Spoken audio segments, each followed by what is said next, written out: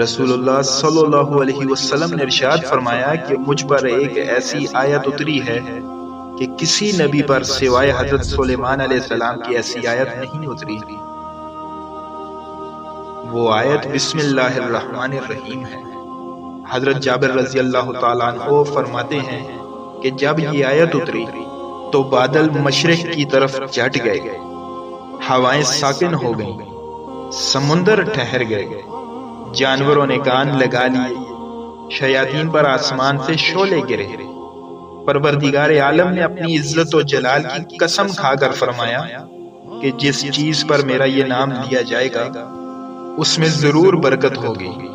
حضرت ابن مسعود رضی اللہ تعالیٰ عنہ فرماتے ہیں کہ جہنم کے 19 دروغہ سے جو بچنا چاہے وہ بسم اللہ الرحمن الرحیم پڑھے۔